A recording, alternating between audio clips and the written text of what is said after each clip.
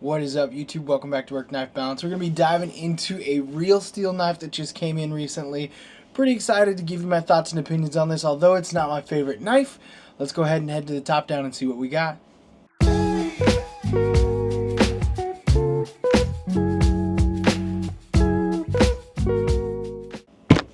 Alright, so before we get too far into this, I want to go ahead and say thank you to anybody who's already liked and subscribed to the channel. If you haven't, feel free to hit that subscribe button down below. You can also head over to Instagram and follow us at WorkKnifeBalance939. Those are the best ways to, wow, we just had, I wasn't even moving, and like a bunch of just commotion happened right over here. I have this little dog that I keep on my desk, and it's a little dog pooping a little balloon thing, and it just fell over out of nowhere. So apparently he finally got it out. Anyways, we'll get back to this, but that is the best way to support our channel, is by liking and subscribing to this channel, and then following us on Instagram, just communicating with us, let us know what you want to see, what you don't want to see. So we wasted enough time. Let's go ahead and open this up. We're going to be taking a look at a real steel knife that came in recently, and this is going to be a bar lock knife. They Real Steel, looking into this a little bit further, Real Steel says this is the Bushcraft Companion, and it's a pretty high kind of praise there, or high regards. Thinking that if I'm going to take this bushcrafting, I'm going to be batoning with this knife. I'm going to be doing a bunch of other stuff with this knife as well, so it better hold up to it. So yeah, this is the Bushcraft. This is the Real Steel Pathfinder. So we've got a black G10 and a Blackwash 14C28N blade right here. It is a little tricky to work with one-handed because of the size, but we'll go ahead and do some measurements. We'll do some side-by-side comparisons, and then I'll give you my overall thoughts and opinions on this knife right here. So we'll go ahead and dive into the measurements. From tip to tail, we're looking over 8.5 inches. We're going to say 8.75 on the overall length. The blade length, we're looking at about 3.75 on the cutting edge right there as well. So this is definitely a large knife. I'm going to bring out some other bar locks, access lock type knives to compare it to. We've got the Navslander 2 up top. We're going to go ahead and do the Benchmade bug out down below, and that is my custom bug out with the Flytanium scales, and then I got the titanium backspacer in it with the glow in the dark little piece right there, and then we've got a Hogue Deca as well. So those are some really common bar locks that y'all have probably seen. Let's go ahead and pull out some bigger knives to compare it to as well. This is probably one of the most well-known large knives on the market, especially for knife people. Ontario Rat 1. You go ahead and do the CDC Chicago as well. We'll go ahead and put that one up top. And then last but not least, we'll pull out a Sharif Manganis Classic in the Kubi Momentum right there. So it gives you some good side-by-side comparisons, some bigger knives to compare it to, and just kind of gives you an overall understanding of what this knife is going to look like if you haven't had a chance to hold on to this. All right. So first thought. They're calling it a Bushcraft Companion, and I didn't take this out and baton it or anything. It's not my knife. This did come through the pass-around group. So I didn't get a chance to really put this through the ringer. And if this was my knife being called a Bushcraft Companion, I probably would have put it through the ringer to see what was. When this came, first off, it does have an ambidextrous pocket clip. When it came, the pocket clip was on this other side for lefties, so I flipped it over, hoping that I'd get a little bit better access and feel to one-handed feel. But the Omega springs are a little just finicky to get used to, and it's still so large, and that pocket clip is so small and thin, there's not much to really grab onto to do the one-handed flick in on the access lock there. So that to me is immediately something that I was like, yeah, that I get it's going to be a bigger knife. It's not going to be the easiest one-handed feel.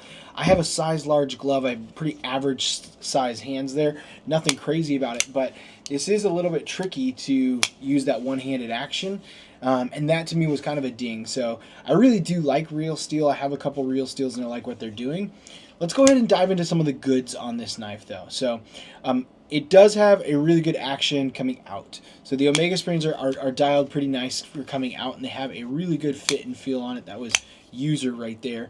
And then it has really good jimping in 2 locations on the back. I'll close it, might be able to get a better action on that jimping. So you can see the jimping on the 2 locations right there, which is nice because you can actually get up there really easy with that front finger for a forehand grip right there, and then you can have your thumb on that back getting a really good overhand grip right there. One thing I do like is the ergos on this knife. You have a lot of purchase area on this knife, and the ergos are fantastic. You have a little bit of a kind of a chamfered in area, a swedged in area right here that kind of contours to that front index finger, that pointer finger. Gives you a really good spot to index and anchor in there so you know what you're grabbing. Once I flipped the pocket clip over, I was afraid there'd be some hot spots, but you're so far up you barely feel it, and it does feel really good in hand. It is going to be a really nice big hand for a big grip for a big hand. If you've got something larger than a large size glove, you can do that pretty easily.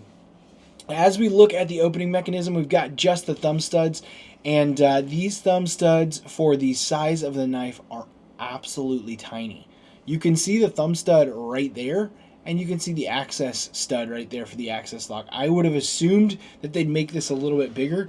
One, it looks a little funny because it's so small in my opinion, and two, it does make it a little bit harder to get in there and use that.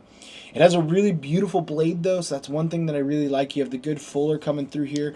Although there's really not enough access to fuller, flick, or do anything, you can kind of nail nick it in here if you wanted to, but I think it's more just for aesthetics on the blade than anything else. And it looks good, feels good on it as well. So this is a 14C28N steel, so it's a great steel for taking outside. You're going to get a decent corrosion resistant, and you're going to have a good edge retention on it. So that, I think, more than anything was to help bring the price down. These are coming in at just about 80 bucks. So there's a couple different variations out there. This is the black G10 with the 14C28, and it has steel liners in it. But my favorite is there are actually 4 micarta versions. There's a blue micarta, a denim micarta, a green micarta, and either a brown or red micarta. It's kind of hard to tell sometimes because I'm colorblind, but I want to say it's a brown micarta, a green micarta, a blue, and a denim. And they all look fantastic. And they have more of a, instead of a black wash blade, those have a satin blade on them as well. And I think there's satin on one and then stonewashed on a couple of the others. So, and those are still available on Amazon as well. There will be links below. Those ones are pretty cool. And if I got this knife, that would probably be the version that I went with. It was one of the micarta versions on Amazon. Now, you've seen me operate this and mess with this a couple different times. It is very tricky. You really have to, at least, I like to think that I'm pretty decent with bar lock knives, especially ones with good action. And I can operate them pretty easily. Where did my Deca go? I just had it, like, at the beginning. Oh, there it is. I'd like to think that I can operate bar lock knives pretty easily. This one, with the size of it, and with the lack of gripping anywhere, because even the G10 has some texturing, it is very slick. It is hard to get in there and fully, you have to really trying to work to get that in one-handed. And so for what it is, for 70 bucks, if you're going to use it as just a bushcraft knife, as a backpack camping knife, keep in the backpack to take camping with you or keep with your camping gear, keep in the truck, and you're not worried about that everyday use to take it in and out and have that easy functionality, I think it would be good. I think it'd be worth it. Am I going to buy it? No.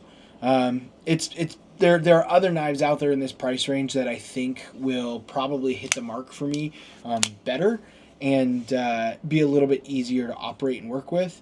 As well as when I flipped this over, when I flipped the clip over, it does kind of rest in here, if you can kind of see that. So there is a little, like a filler tab that was on this side. And so when you open it up, there's like a threaded barrel that both of these go into.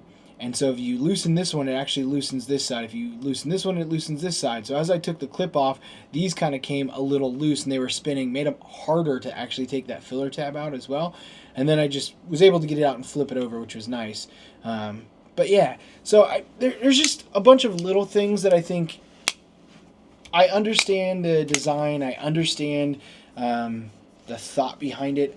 I don't think this was designed to be the most I think it was designed to be a user-friendly knife. I don't think they executed very well. personally, in my opinion. So I am just some loner who sits on the internet and talks about knives. So what do I know? Absolutely nothing. I own a couple knives, and I like knives. So you can take my opinion for what it is, but I think this was a real swing and a miss with Real Steel.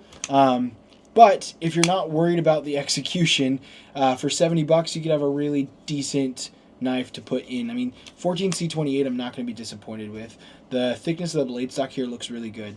The access lock is a pretty solid lock right there. Just the functionality on some of these things, like opening and closing it, are going to be a little bit more cumbersome. But if you really like the style of the knife, is $70 worth it for all the material? Yes. Can you get something in that price range with the same or similar material that's going to do everything this knife does and probably a little bit better? Yeah. So unless it's really 100% your cake and this is the thing that you want, I would probably stay away from it, just because it seems not the most user friendly in style and design. So yeah, probably one of the few, I would say, negative reviews that I've done. But I want to be honest with y'all. So there's my honest opinion. There will be links below if you want to check it out yourself and you want to follow this, or this is something that you absolutely love and you're like, man, this guy's just crazy wacko and I don't know what he's talking about on these knives. So you can call me a booger eater all you want. It's not my cup of tea, so I'm going to move on from this one. But until next time, that's it. TTFN.